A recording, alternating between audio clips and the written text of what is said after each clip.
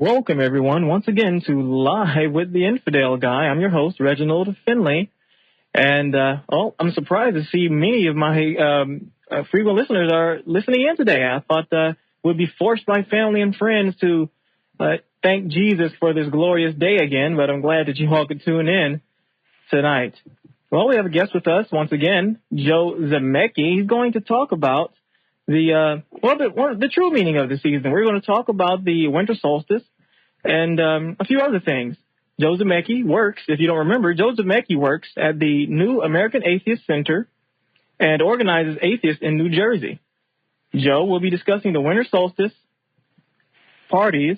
What's the word they use for George Bush here? I forgot his pet name. I can't believe it. Anyway, and solstice signs. Welcome to the show, Joe Zamecki. Well, good evening, Infidel Guy. It's great to be back again, and I really appreciate you having me. Not a problem.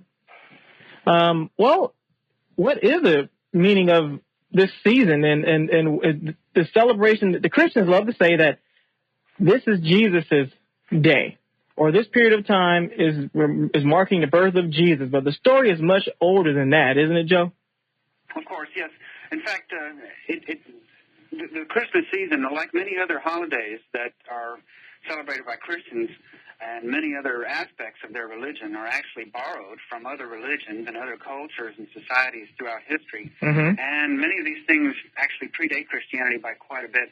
In fact, what most scholars who look into this say that Christianity took the Winter Solstice holiday that had been celebrated for hundreds of years before Christianity and decided to sort of usurp it and turn it into their holiday, but for their Jesus, of course, and changed the date from the 21st of December to the 25th, and changed some other aspects of it. But they recognize there's a real natural astronomical event that anywhere on the Earth you can observe it and verify it in the winter solstice and the summer solstice that doesn't change with dogma anyway, from year to year, and doesn't change with a person's religious beliefs, and can be easily verified by anybody on Earth who knows how. And what the solstices are, okay, there's the winter solstice, December 21st, thereabouts, the summer solstice, June 21st, thereabouts, and two equinoxes in between. There's the spring equinox, March 21st, or thereabouts, and the September 23rd autumnal equinox.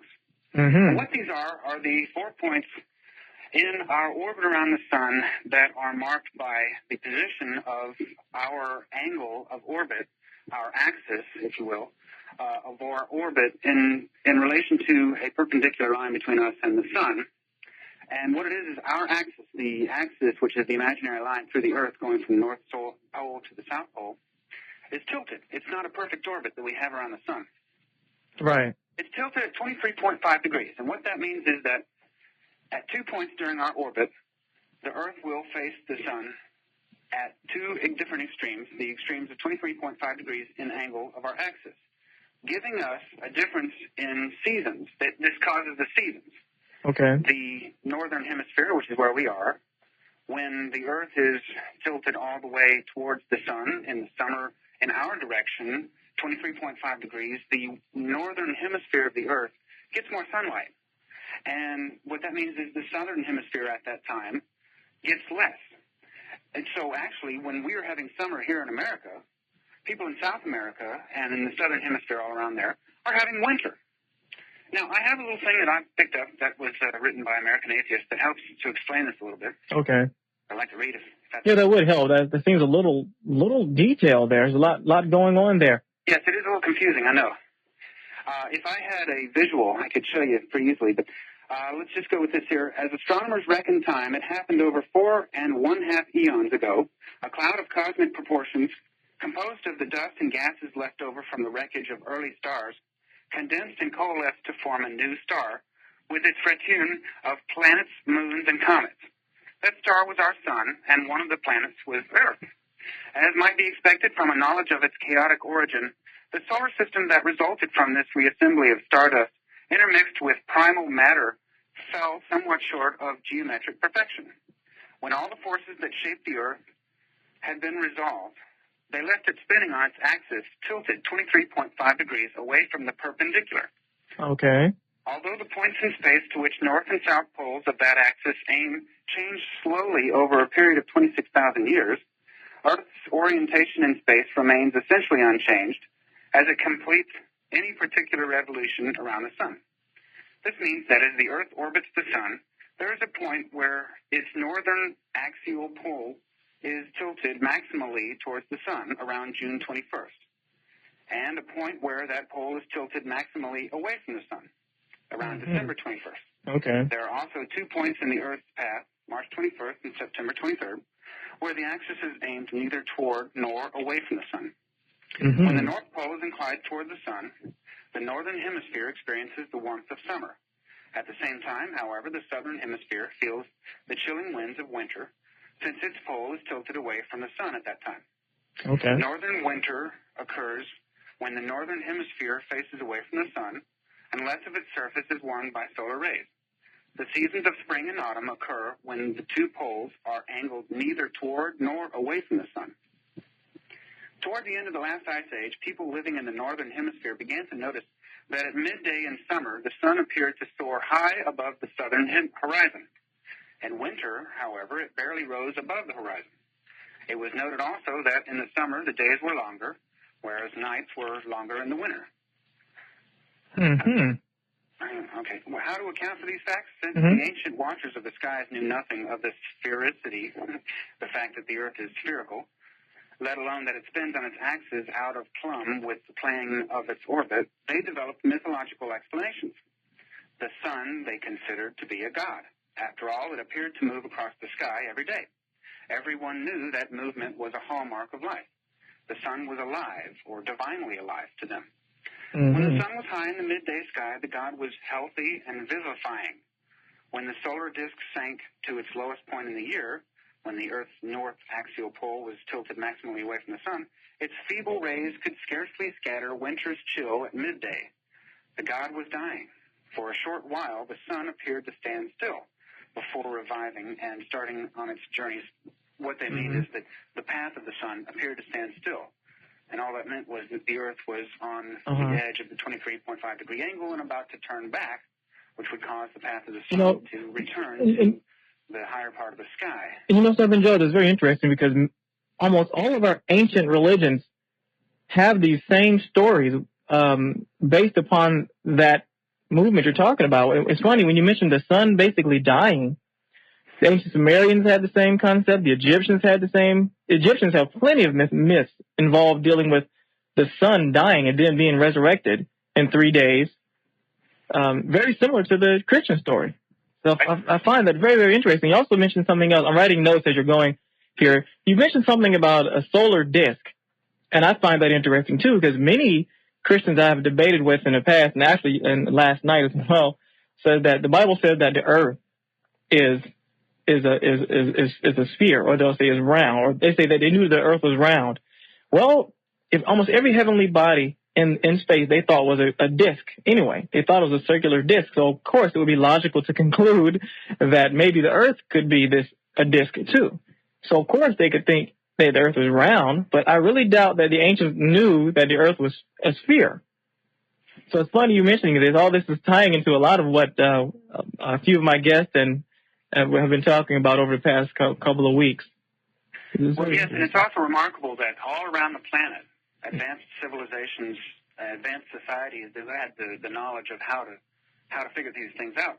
Well, they all figured it out, and they all figured out the same thing, because it's a natural, real occurrence that affects all life on Earth, because it affects the seasons, it causes the seasons.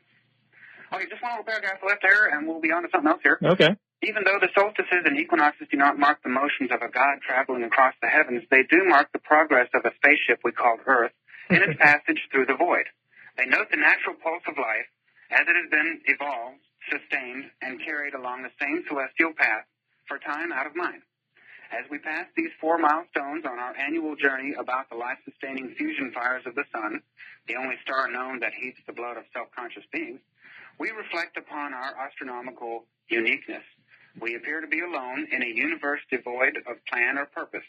There is no cosmic intelligence that counts how many rides we compete on a merry-go-round whose axle is the sun. only we can do the counting. We only have each other. For this reason, it is the custom for many, as they mark the passage of the solstices and equinoxes, to pause for celebration, to celebrate and cherish their fellow travelers, to celebrate the wondrous fact that they are a part of the human species, the only species known that can understand and appreciate the implausibility of its own existence. Unquote. Anyway, yes, this is a natural thing, and it causes the seasons, and it has been celebrated and observed much longer than any major religion existing today has been.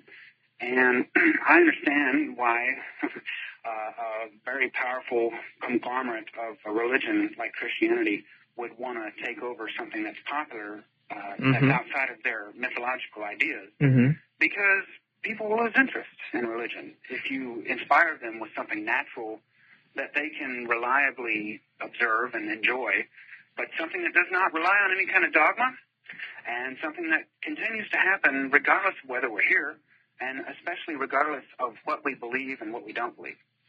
And yes, this was a reason for pagans to celebrate for thousands of years.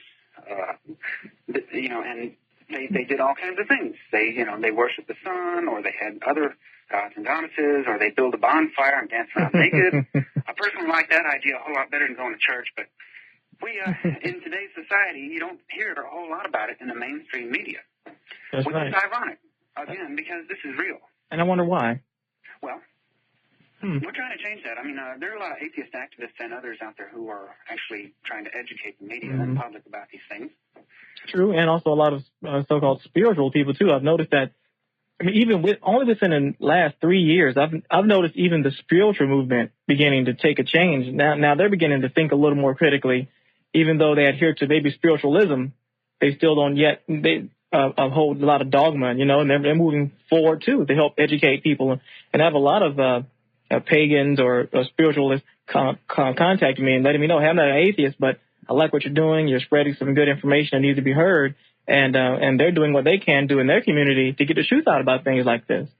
And we need more people like that, like they're doing that. It's funny, I had Jordan Maxwell on the show not too long ago, and he talked about the sun. And I guess that's debatable, but some people are saying that the sun was never, ever worshipped as being a god. And some says, well, the sun, it was actually the son of God. And then you have those that say people never worship the sun at all.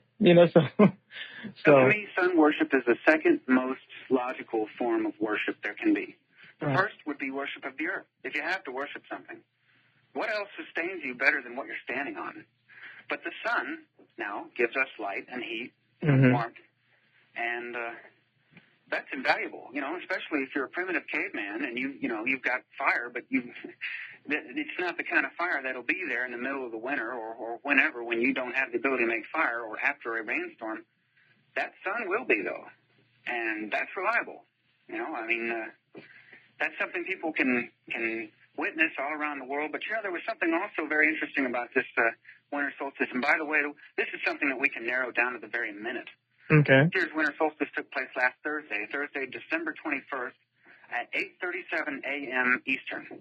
We can narrow that down to the very minute. I can't think of any theistic holiday that involves mythology that we can verify and narrow down to the very minute, especially not the birth of Jesus. But it's funny you say that, but that's exactly what many new contemporary, I guess you could say, theologians now are trying to assert, that exact time that you gave, they manipulate actually the position of the stars. They utilize science to try to predict the birth of Jesus, but in actuality, what I think is that they're really predicting the birth of the sun, so to speak.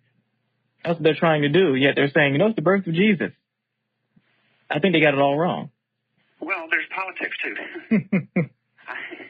By the way, we had a really good winter solstice luncheon that took place over here in New Jersey. I actually organized it here in Roselle, New Jersey, at a banquet hall, and about 27 people braved the weather. We had terrible rain that day, rain and wind, but about 27 people came out, and we heard some really good talks, and one of them was from one of American Atheist senior staff writers and editor of AA News, Conrad Geringer, and he gave a talk about the origin of the celebration and worship, or the mythology of the solstices, and everything associated with them.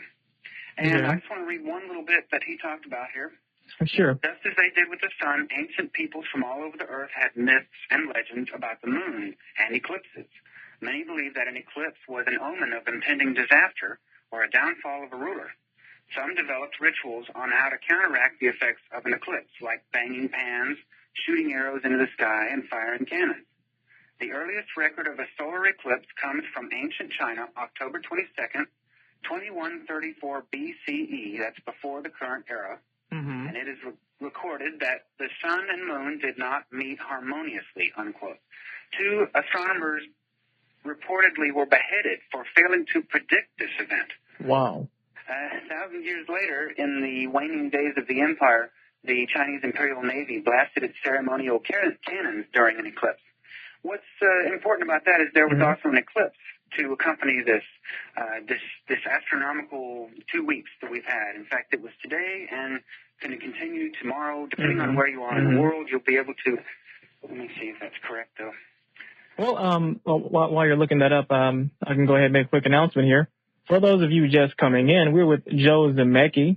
He works at the new American Atheist Center, and he's here talking to us this holy day about the winter solstice and its origins and what it means. Also, if you have a comment, I see there's a lot of action going on in the chat room. If you have a comment, unfortunately, I don't have the 800 number up as of yet, but you can go on ahead and call us here at 404-691-5592. And I'll be repeating that number throughout the duration of the show, and you can call on in with your questions or your comments. And I appreciate both of those. Okay, Joe. Okay, well, I'll be working on the science more in the future. We had a really good celebration, though, a luncheon. And there were winter solstice celebrations all across the country also. And, there was one in Pennsylvania, there was one in North Carolina, one in California, and one in Texas that now the Metroplex Atheists in the Dallas-Fort Worth area are becoming very good at having parties. They threw Infidel's Bash Holiday Party 2000. Hey, that sounds like something I should have attended. I wish I could have, because there's pictures on their website now, and if you don't mind, metroplexatheist.org. And there's photographs now, and Dick Hogan has a really nice place, and they always have their parties there. And the pictures show them really having a great time. But they did something again this year that they've done a couple of years in the past that is starting to catch on in the rest of the country, and that is they erected a solstice sign on public property. I believe it was a courthouse there at their county courthouse, and they got permission and a permit and all that, of course, to put up a solstice sign in the same park area, the same zone as the creche, the nativity scene, and menorah and other religious articles were. And this has been an annual thing with them. They've done it a few years now. And what this solstice sign is this year's was a little different from last year. This year, what they did is they made a sign, and it's about 7 feet wide by about 5 feet tall. And what it is a picture of a creche with the international sign for no, which is the red slash through that. And it's got the A symbol for American Atheists, and it had an explanation also, I believe, of the solstices. Now, that's a little more of a bold, in-your-face kind of a design. The last year's one that they did was not nearly as in-your-face as that, but I think what they were really trying to do is the reason why they want to have these solstice signs, because obviously the nativity scene and other religious icons on public property are a violation of the separation of church and state. So, and of course this happens all across the country, at Christmas time, and it's to be expected. Our opinion on this is that it should not be there. It's unconstitutional. It's a violation. It's not necessary, and to a lot of people, it's rather insulting. So what has happened in the past is a lot of atheists and other people have complained about it, of course, and have tried to have the policies changed wherever it may be, a courthouse, a county courthouse, or sometimes a city council chambers, or other public areas, public parks, and things like that.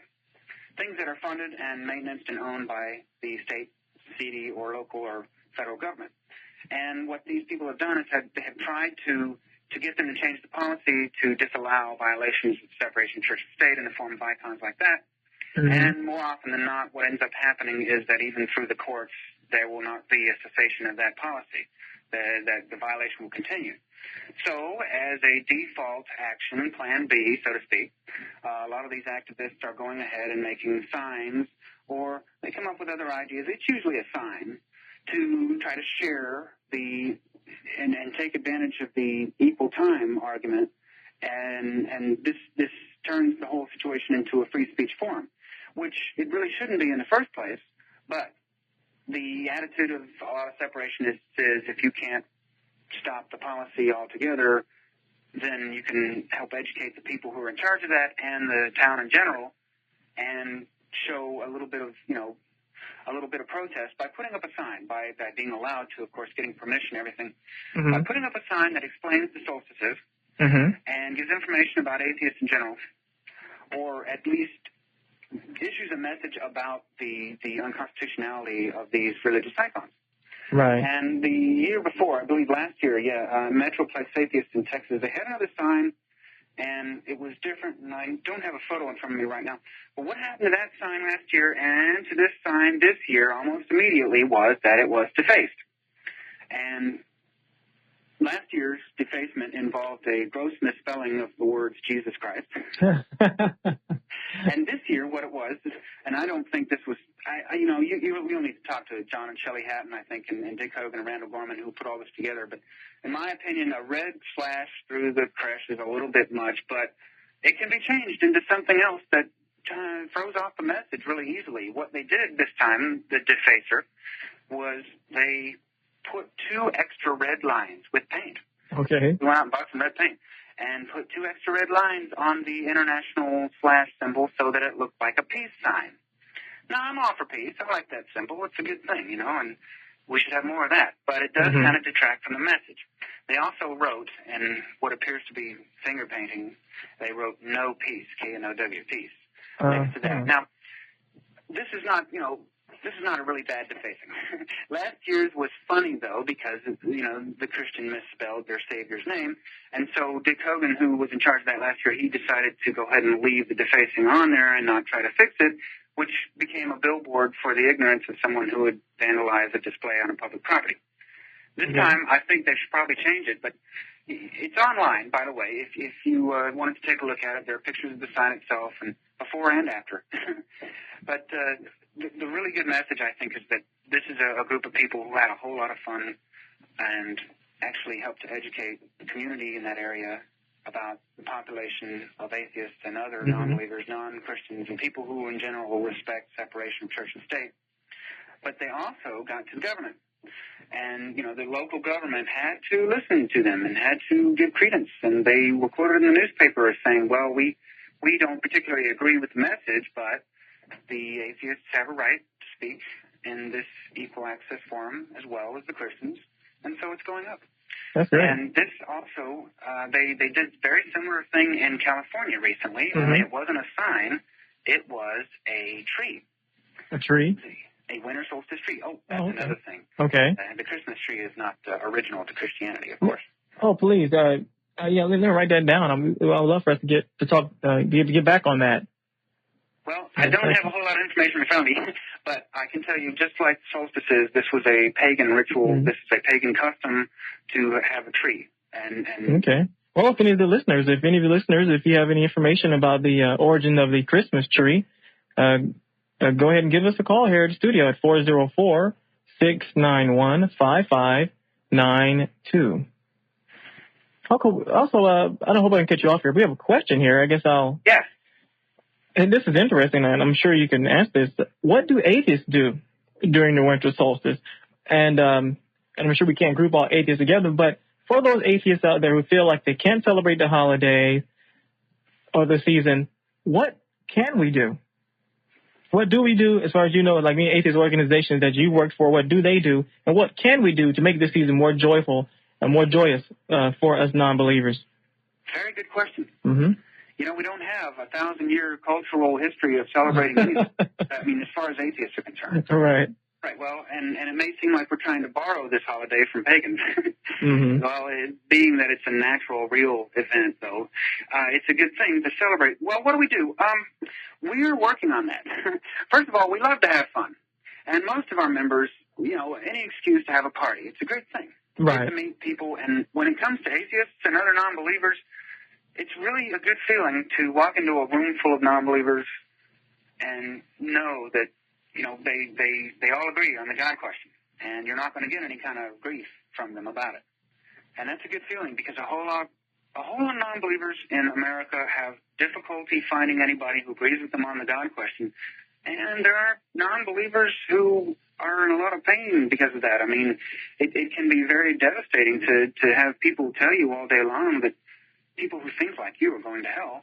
Mm-hmm. And you can't really, a lot of times, a lot of people who are stuck in these situations, especially young people, can't just come out and say, I don't believe that, but I'd rather talk about the solstice or something. But when we have a celebration like this, we get a whole bunch of non-believers together, and we eat. We had a lunch, and it was really good, and then had some talks in which our representatives, people came up and started talking, and it was a lot of fun. But I think the biggest, funnest part of it was having a whole bunch of atheists who didn't know any other atheists personally. They got to meet others, and I'm told, because I work here at the American Atheist Center, and I get communications from atheists all around the world all day. Okay. And it's great, because they call me or they write and whatever, and they say, the other day I went to a meeting of atheists, and it was the very first time I had met another atheist, and it was just wonderful. Wow. Yeah, and that's one reason why I love my job, because, it really helps to be an atheist in this job, because all day they'll call me, and I have them once in a while say, I've never even heard of atheism, but what I've heard, it's me. Can you explain more? And I do. And they eat it up. They love it. And I always, as an atheist, I just think that's a really great job. But when we celebrate, yes, in California, they had the solstice tree in San Jose at a park, and it was amongst a free speech zone, with other things, Christmas tree, and then Santa, and then elves and menorah and stuff. And there was a very little controversy, I believe, in getting permission to do that. But when they were there and they had a presentation, and Dave Kong is the state director of California for American Atheists, and he helped organize it with John Messina and a couple other, Jim Helberg and all that, and they had a camera out there, and they took photos, of course, but they also got video of a presentation that Dave gave that explained the tree, and that's also, you can actually view that online.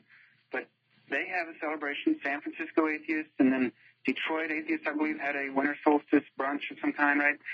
There was 8 or 9 of them across the country within a span of a couple of days, and they come up with all kinds of things to do. Like I said, we don't have a big, long history of how to celebrate this thing. Right. So, actually, part of the fun of this is inventing ways to have fun with it. Yeah, I can see that. Yeah. Having a party, yeah. Yeah, I heard someone in the chat room wrote, let's have a sun comes up party. There you go. Exactly, yeah. Well, and another thing is, Conrad Geringer is also an amateur astronomer, so when he came to our luncheon over here, we also learned a lot about the eclipse, the solar eclipse. Okay. Now, when I had a summer solstice barbecue here at the American Atheist Center this last summer, he also came out and brought his telescope, and there were sunspots to observe, and he had a filter, for observing the sun on his telescope, and we set it up outside and next to the barbecue pit, and it was a lot of fun.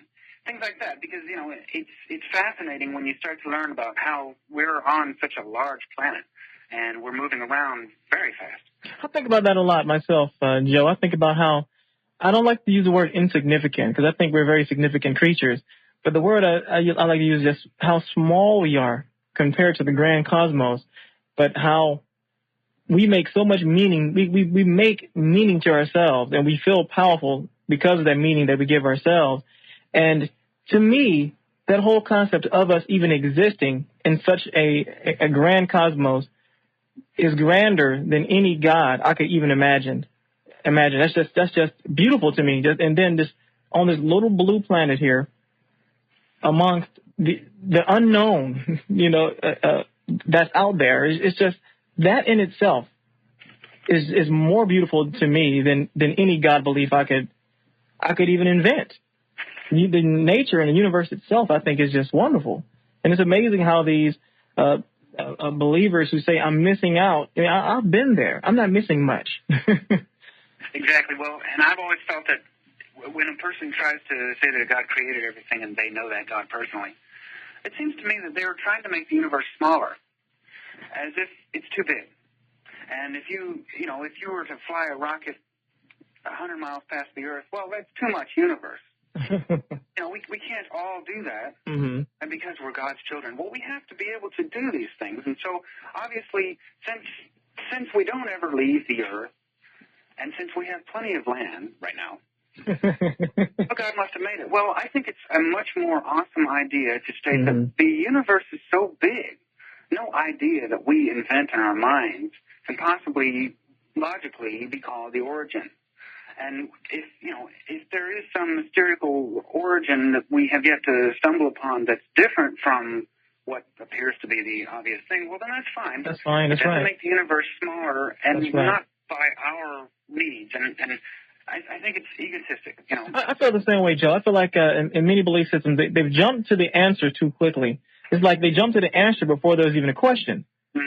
It's already set. And how can you learn with that type of thinking? Well, God did it. Wait a minute. There's so much more in between we need to learn. I mean, I think one would have to actually even know the nature of God first before it could even begin to make conclusions about the origins of the universe and us.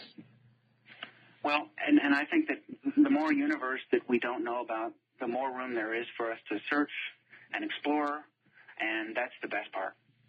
Finding the answer, I've never thought that finding the answer is better than looking for it. It's like it's not the thrill of the kill, it's the thrill of the chase, right? That's right. That's right. Well, and that's the adventure. I mean, what would life be like if we knew everything? And I think it'd be kind of dreary.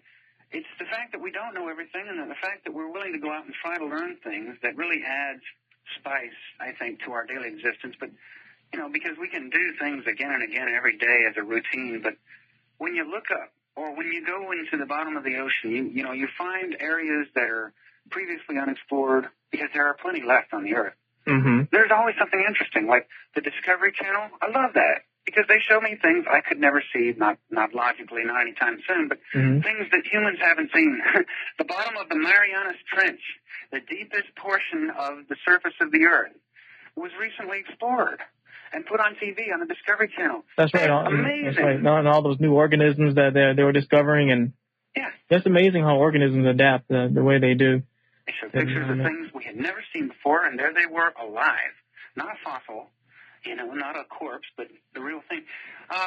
That's all wonderful. And were there any more questions about the solstice? I had another topic I wanted to mention. Well, yeah. Actually, you mentioned someone came to speak to you, and they talked about you had an astronomer or an amateur astronomer.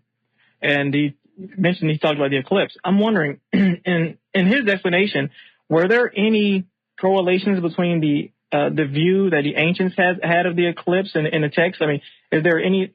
I'm wondering because it seems like with every natural event, religionists have taken those natural events and personified them and turned them into myths. And I wonder, is there anything in the ancient text that may signify what the ancients were talking about was an eclipse, maybe? Did he mention anything about that? Well, of course, yes. There were several instances in recorded history where the archaeological records discovered clearly showed, and it could be verified somehow, that the date that people recorded seeing these things and how they described them coincided with what we can now, we can backtrack, we can retroactively find the date for a solar eclipse that took place 2,000 years ago. Science is great. But we have found, yes, and archaeologically discovered that people back then in many societies knew exactly what they were looking at. Of course, yes, they would find the thing and find the right time, and it really did happen, and then sometimes assign a myth to it. Right, because I was wondering if maybe, the sun was always looked at as being the male, or male god, and the moon, in many Egyptian beliefs, they had the moon was a symbol of, was always a woman, and sometimes a virgin woman. Yes. And so I was imagining, I was seeing this, I kind of went back a couple of thousand years before modern technology, and I thought of looking up into the sky and seeing this occur, and I've already set in stone in my mind that, wait a minute, okay, well, the sun is male and the moon is female. They're joining, they must be mating or something, and the result of that would be a son. And I was wondering, I need to do some more research on that, but I'm sure, I'm pretty positive that maybe some ancient text somewhere, either in Sumerian or I'm not quite sure how many eclipses there have been in the past, but I'm quite sure that somewhere during my research, I should be able to discover some reference to that event. Yes, there are several mythologies that refer to the moon as a mother, like a mother goddess. Right. And some actually refer to the sun as being the son of the mother. Some mythologies have it that the planet, that the entire universe was created by the moon, our moon, and even the sun, which of course, makes no sense now that we know the dimensions of all these things. But because women are the only ones that give birth, that give life. Right. So of course they will see a female figure, hence Mother Earth. Right, and Mother Nature, right. Things like this. But the sun worship, though, is just very widespread throughout history, and the sun also could, a lot of Christians today, they say, well, they worship the sun, S-U-N, but what they were really worshiping is the sun, S-O-N. And it's just kind of a clever semantics trick. This is something that it actually is closer to truth, because the Christian Church, the Holy Roman Empire, they try to take a whole lot of different aspects of other societies, including this sort of thing, and twist them a little bit, and then everything is caused suddenly by their God. Well, it's funny, Joe. Speaking of twisting, I mean, there are many. When you talk about semantics, or we talk about etymology here, you have there in many languages when you compare the word for sun, like in German, for instance, the word S-O-N-N-E is which means just a sun, like my son. But in Old English, S-O-N-N-E has been used interchangeably for the light sun. Yes. So you can see how that could be, even so, the further back you go, it's easy to see how there could be some miscommunication there and misunderstanding involved in that process. Well, and I can also see the advantage that people would want to take of that, relying on people's natural and understandable ignorance of certain things. But, now that we have cameras in space, looking down and looking out, the Hubble Space Telescope, these are things to me that are much more fascinating than anything we can invent in our minds. Anyway, I did have one other little topic, politics. Okay, sure. Just one moment, just 1 second here before we continue. No, actually, I'm done. But if the listeners, once again, if you want to call, and if you're not writing this down, hopefully the 800 number will be in shortly. You can call us here at 404-691-5592. And once again, we're especially looking for some listeners who can tell us more about the origin of the Christmas tree. That would really be interesting to hear. Okay. Once again, if you just tuned in, we are presently tonight with Joe Zamecki, and he works in the American Atheist, the New American Atheist Center, and in New Jersey, correct, Joe? Yes, in Cranford, New Jersey. Cranford, New Jersey, and we're talking about the Winter Solstice, and also while we're at it, we're also talking about the origins of many other solar myths and things of that nature while we're at it. But now I guess we're about to turn the other cheek now. We're about to go into politics. That's right, Joe? Oh, yeah. I just wanted to say a few things about our new president. Okay, here we go. It's already beginning. Yes. George Bush Jr. has appointed Missouri Senator John Ashcroft as his choice for U.S. Attorney General. He is a former state attorney general and a two-term Missouri governor who lost his re-election bid last November for the U.S. Senate. He also waged a brief campaign for the GOP presidential nomination in 1998, but dropped out even before the primaries when he failed to pick up support beyond a tight circle of religious evangelicals and fundamentalists. Okay. He's best known, though, as the architect of charitable choice of the 1996 Welfare Reform Act, which made it possible for religious groups to bid on government contracts to provide social services while not departing from their sectarian beliefs. That legislation opened the door of the public treasury to churches, mosques, temples, and other faith-based groups. That's a kind of a tongue twister.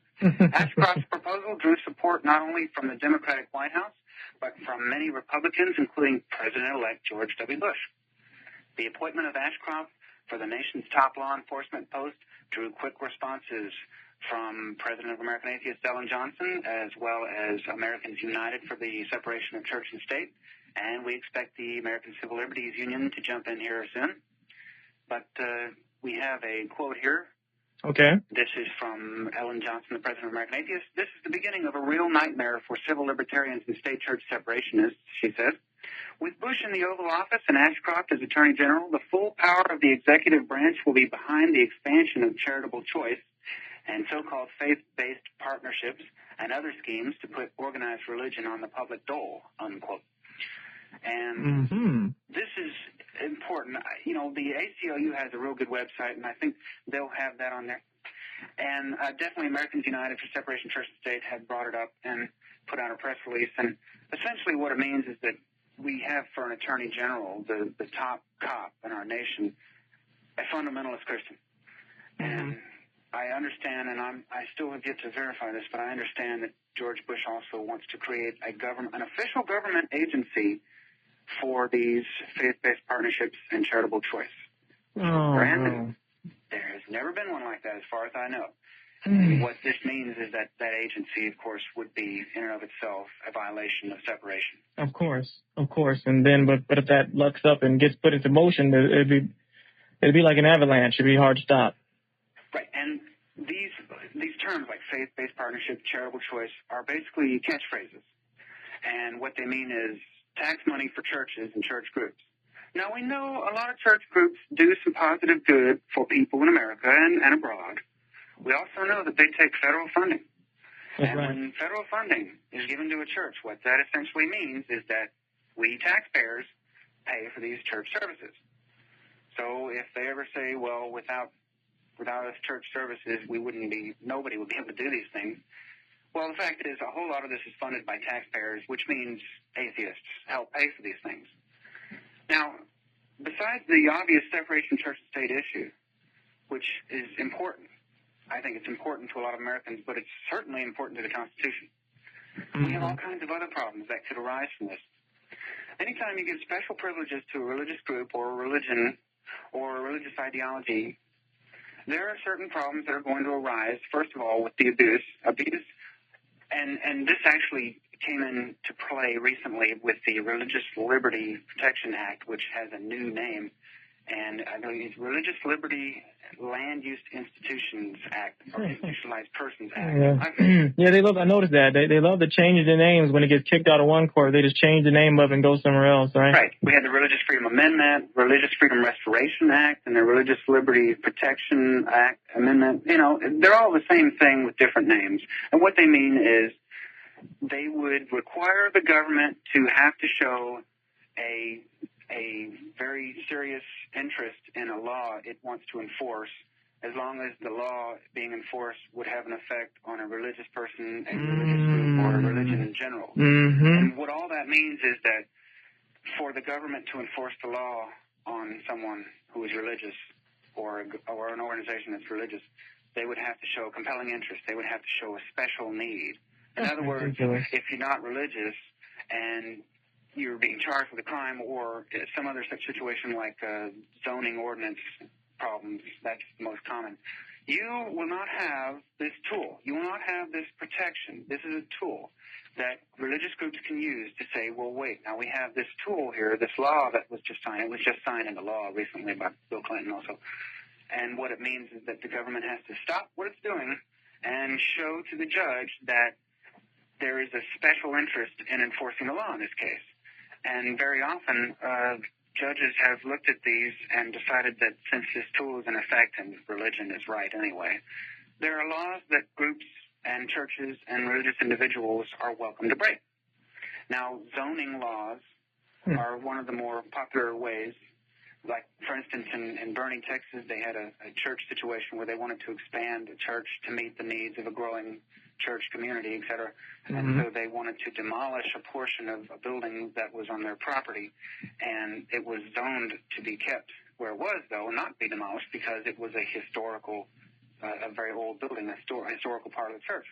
And the zoning laws forbade them from doing that. And so they wanted to do that anyway, so they went to court, and there was a big zoning ordinance fight, and what it essentially came down to is that the amendment that was passed before, the Religious Freedom Amendment, was called unconstitutional, and it was shot down. Now, they have recently signed into it a copycat version with a different name, and I expect that a case will go eventually to the Supreme Court, and it will be shot down as well. But they will keep trying to bring this up because there are a lot of groups and individuals in America who want religion in general to have special privileges. And with these faith-based partnership schemes and charitable choice schemes, that's exactly what they are. One example would be prisons, which have faith-based programs, whether they're alcohol or drug addiction recovery programs, or other programs that involve a whole lot of religion. Well, I used to work at a federal prison. Just basically a church service. Oh, yeah, I used to work at a federal prison, and I know that they do those already. There you go. Right. You know, it's already happening. Right. It's already happening, but they want more money. And it's got to be tax money. And it's got to be in large amounts. And when it comes, it has to be at the endorsement of organized religion by the government. And the only one they're going to endorse is Christianity, of course. Well, of course. Well, in prisons, though, this is kind of a lopsided example because most people in prisons in America are Christians. Atheists are very, very, a very small, tiny proportion of. In fact, we are underrepresented represented in prisons big time because we're about 10% of the U.S. population, and prisons, atheists make up less than 1% of 1%. And you know something, Joe? I actually took upon myself to take on that duty. Well, let's go to the lines here. It looks like we have a call. Excuse me. You're live with the Infidel Guy. Go ahead. Well, I was having a little confusion about whether or not these laws that the gentleman's talking about are already in effect or in the works, or what's the status and what can we do? Okay, Joe, you hear that? No, I'm sorry. I couldn't understand it. That's okay. Well, we have someone wondering whether or not those laws that you're talking about are, I guess you're kind of hitting on some of that now, but she wants to know, are some of those laws in effect now, or are there some laws about to become law, or what is going on with this? The big one has been signed. The big one has been signed. Okay, which one is that one now? That's the Religious Land Use Institutionalized Persons Act. Ah, okay. Which is the new pseudonym for Extra Special Privileges for Religion Act. That's been signed by Bill Clinton a month or so ago. Okay. And it takes a few months for a case to go all the way to the Supreme Court at the minimum, a few months. Okay. And have that challenged. But now, as far as other laws go, they won't need other laws if that one stays on the books because it's blanket coverage. Now, there are smaller laws. There are state-level religious liberty protection acts, so to speak. Okay. Florida had one, which was actually utilized by the Church of Scientology because of one of their members who was, she died at their care in Florida, and they were charged with neglect and some other things. And they pulled out the state-level Religious Freedom Act, Religious Liberty Protection Act, whichever one it was, same law, different names, Right. And I don't remember the outcome of that, although they essentially were let off. The use of that tool, though, I don't know if that came into play, and I need to look back into that, but recently they were basically let off for that. Wow. Okay, I'll call. Do you have any other questions?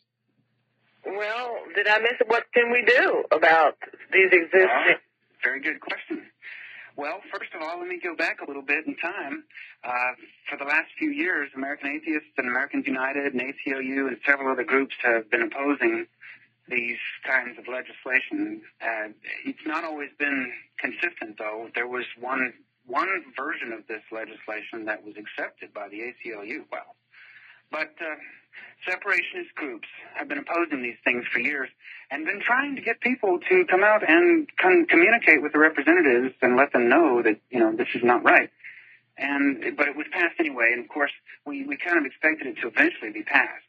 But I think that on the state level, we could communicate with our state representatives and let them know this is unconstitutional, and whenever a case arises that this law will be used on a state level or even a federal level, just let your representatives know that there are people out there who understand this is illegal. This is a violation. Wow. That religious people should not get extra special rights that non-religious people can't. Okay. I don't want any special rights either, by the way. I'm just fine with the inalienable rights that I have now. I just really think that an entire multi-million-dollar conglomerate like the Catholic Church, for example, can pay for their own land. That's right, Joe. And that's the fallacy that many religionists try to assert about atheists, that we're trying to get special rights. Thank you, caller, for calling in. Well, once again, if you want to call in, you can call 404-691-5592. And looking forward to hearing from you. I'm sorry, you're talking about the Catholic Church, and that's how... Oh, well, yeah, just as an example, because they're so rich. And they don't just have churches, but they have stocks and bonds. They have businesses. They have hospitals. They have very large bank accounts, and it's being orchestrated from a foreign country. And they still want special rights. They don't have to pay taxes either. It's interesting, but I always felt it's much more honest to say, well, I pay my taxes, and I get what rights I have, and I don't scream out for more. And, you know, especially if, like, for instance, when they want to build a very large temple for the Mormons have gone into trouble with a few neighborhoods across the country where they want to build a huge temple here and there, and the community complains and doesn't like that. It was up here in New England, I forget exactly where, I think it was Massachusetts, and they got an entire community very upset. Now, most of them were Christians, too. Mm-hmm. Some of them were Mormons, mm-hmm. all complaining because the church marched into this little tiny town, and decided that they were going to put up the nation's largest Mormon temple outside of Utah, and stomp all over everybody's rights there and cause a big havoc in this little quiet town.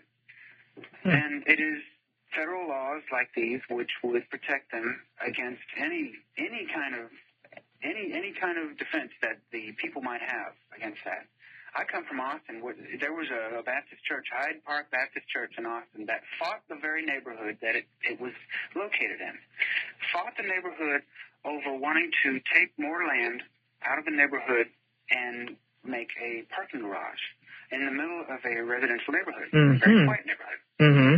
And the neighbors, most of whom, again, were Christians, they fought tooth and nail in the courts and tried to keep their neighborhood a quiet, clean, safe place the way it was without this huge disruption of all this construction in front of their houses when it really wasn't necessary.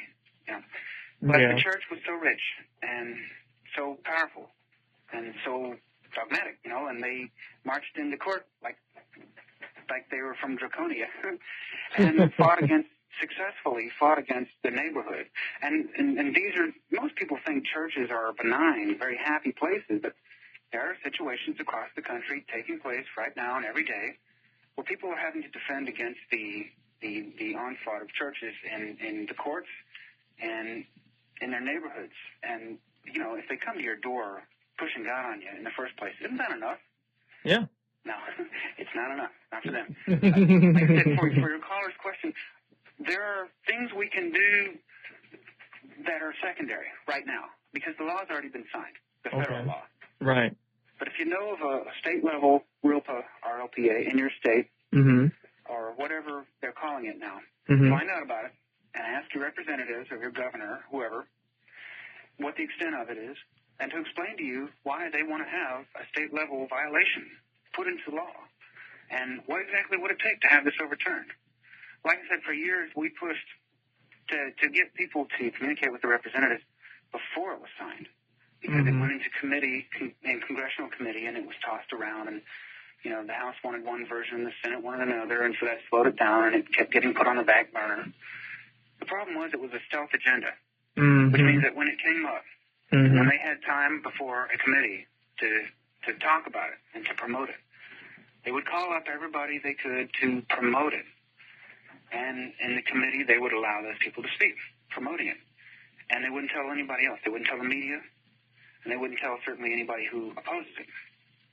But we have people on the inside of these things on the fast track in Washington, D.C., who call us and call the ACLU and Americans United and let us know there's going to be a committee meeting such and such date, you know, and you've got like 36 hours to put together a committee to go down there and talk to them on this congressional committee about why the separation of church and state should not be violated in such a sweeping and organized way as to make a federal law to protect anybody who's religious, anybody who says they're religious.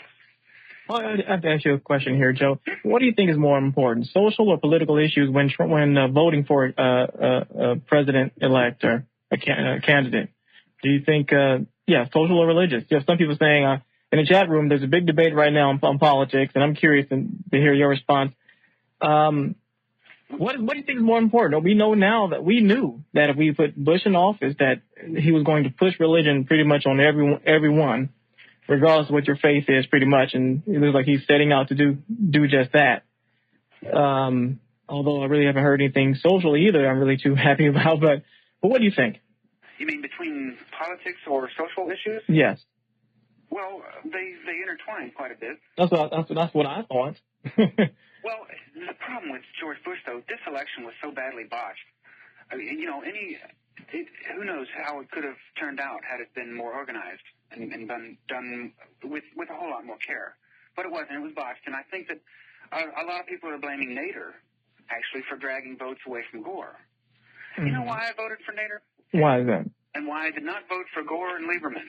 Mm-hmm. Because that Joe Lieberman denounced all atheists indirectly by saying that we do not have a freedom from religion in America. Right. That's right. He went on to say that America needs to re-embrace God and become more religious. Now, this is a Jewish man. Joe Lieberman is an Orthodox Jew, you know? So he didn't even understand the damage that he was doing actually to his own faith by making comments like that, huh?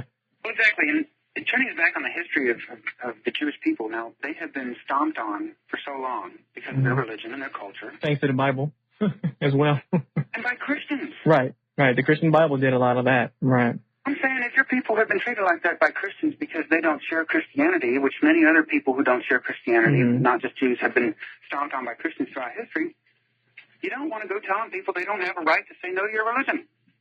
Even if you call your God Jehovah and they call their God Jehovah too. Everybody should have an inalienable right to say, no, I don't want to accept any religion, and I'd like to be left alone on the issue. But Joe Lieberman came out and very clearly stated that we do not have a right to not be religious, that we do not have a right to not have religion shoved down our throat here in America. Sad. I mean, religion, you know, all that just America, right. We should have a right to say no, to turn off the TV when it's on, that commercial, that religious commercial. Exactly. To close the door when they come to your door. But my goodness, no, I'm not going to vote for someone who's that bigoted. I like Nader because he wanted to clean things up and he didn't use religion as a... Now, do you really think he was trying to do that for... do you really think that was his belief, or do you think he just did that to win votes? Good question. You know, I don't think he was being honest about it. Okay. Reason why. Let me say why. Because I heard an interview, and I think it was on CNN.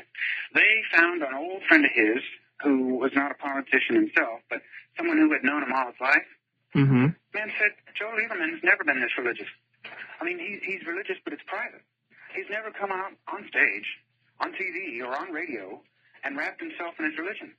He said, Joe Lieberman has never said anything like, you don't have a right to say no. You don't have freedom from religion in America. He's never said that. He said Joe Lieberman has never talked about his religion in any election campaign ever. But this time, he did. Okay, there's red flags right there. Right. And you know something that scares me here, Joe? This is the weirdest thing. We have 3 more minutes left. But if they reference the Bible, the Christians and other individuals, the Christians who want to make this nation a solid Christian nation, they want to go back to the Bible. If you read the Bible, you will see that period of time that the Bible describes was not a nice period of time. And there was a lot of suppression of people's rights. There was war after war, genocide and stoning of people, and they say they want to go back to the Bible. This is what they want to go back to? Yeah. Don't they understand what they are saying when they say that? See, what they really mean, Joe, and I'm sure you agree with me, but what they're really trying to mean is that we need to go back to what's right. We need to, there's so many issues involved in that, though, really. There's a multitude of things they're really trying to say, and they're summing it up by saying the Bible. But there's really other issues that they're really saying that we need to acknowledge. They're talking about social issues, political tolerance issues, and they're talking and healthcare and insurance. They're talking about all these issues, but somehow they say they equate that with the morality, with what they think is the morality and way of living according to the Bible. Right. And there is no correlation with today's society and biblical society. Yet they want to go back to that. It just doesn't... I don't think they really want to go back to that. I think they say that, and they have other things in their mind when they're saying that. But no, as we read the Bible, I mean, this was especially the New Testament was written in a time where there were civilized societies. But reading the Bible, you wouldn't get that message.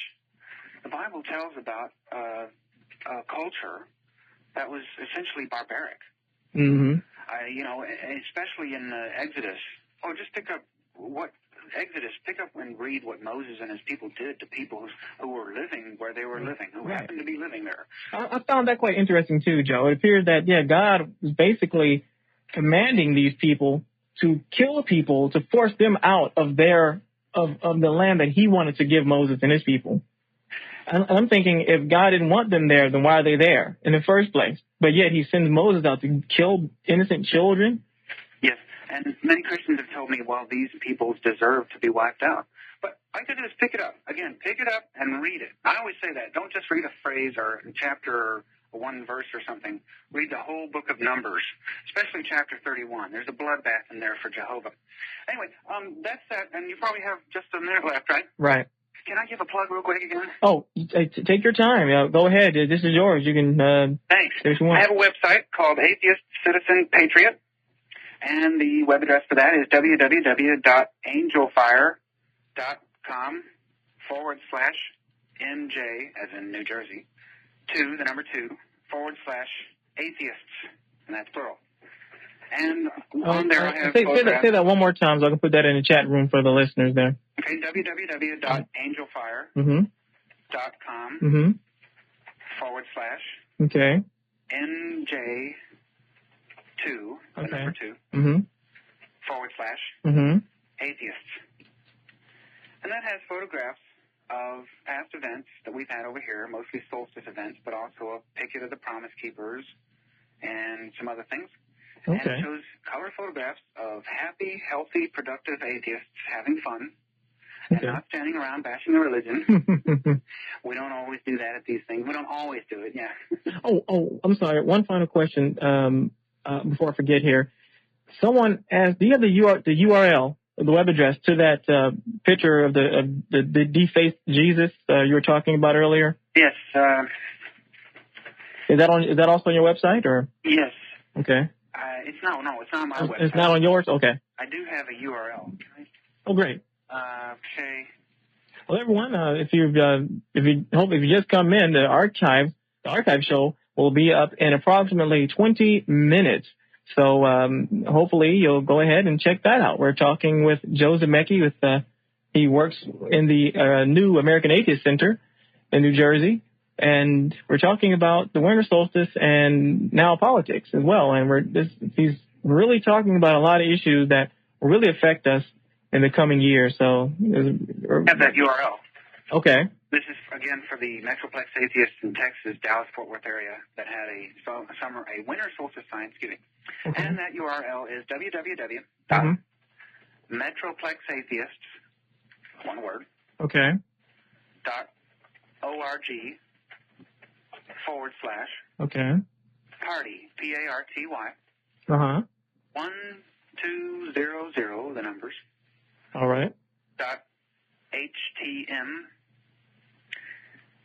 Beautiful color photos. They had a solstice tree in a park in San Jose, California, and they decorated with solstice-type decorations and had a little presentation. There's also a sign there that explains to people who walk by, explains the solstice and why there's a solstice tree and all that. I think I'll do that next year.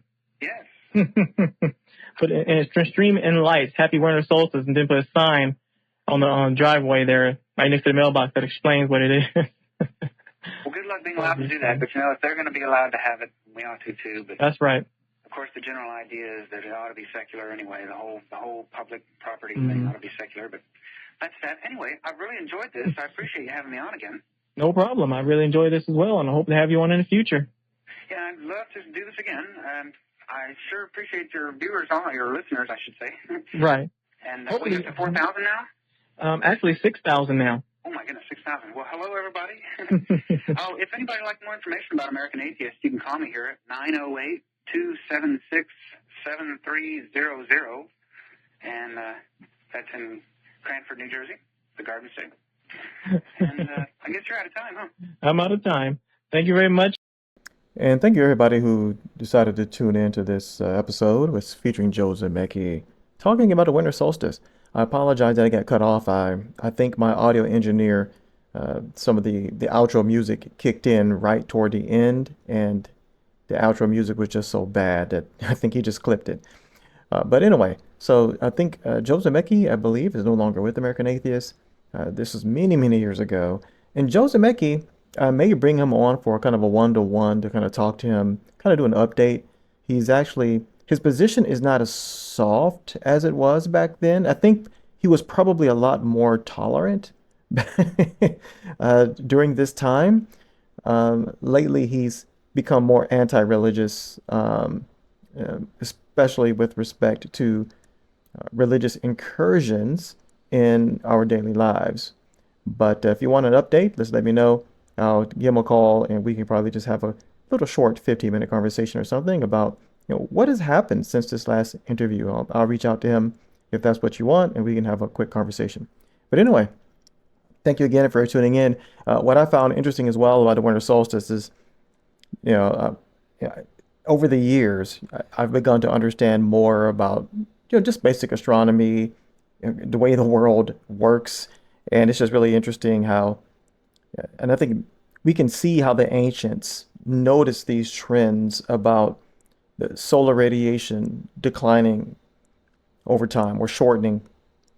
And sure enough, I can see that. I think we can see that now as well. Anybody who spends any time outside in their yard, gardening, doing construction, or just doing projects around your house or neighborhood, you can clearly see. And I think anyone who owns solar panels, you can clearly see how you don't get as much sunlight during the winter as you do during other seasons. And even the shadows, you can look at the shadows of trees as they fall on the ground, and you can see how the sun, its angle, right? It just changes. It's much lower on the horizon. It's just not full noon anymore. You always see shadows essentially during the winter solstice. So I just really thought that was interesting. And our solar panels, for sure, their output is significantly reduced. And we have a lot of different solar devices around our home. And so during the winter, for sure, we can see how that has been reduced. And therefore, we can see then how plants and things like that also will respond to this. Whereas, and as temperatures drop as well. So now you have a lack of viscosity, right, among fluid movement within plants. You have a lack of energy production, or at least it's not as much. So therefore, trees are going to kind of trim back and reserve some of that sugar that they need to survive to get ready for these harsher winters. And so they start trimming the fat, so to speak. And that is, of course, dropping leaves because they need to reserve those nutrients because they're just not getting as much solar energy. Again, therefore, fluid is not moving as much, and also because of the lack of photosynthesis. So it's just really fascinating. Now that I'm a little bit more knowledgeable about photosynthesis and just spending some time outdoors over the years, and you can clearly see how the ancients might have believed that somehow the sun is waning. It is losing its energy, and it needs to be restored in some way. Well, anyway, thanks for listening, and I'll see you in the next one. Happy winter solstice.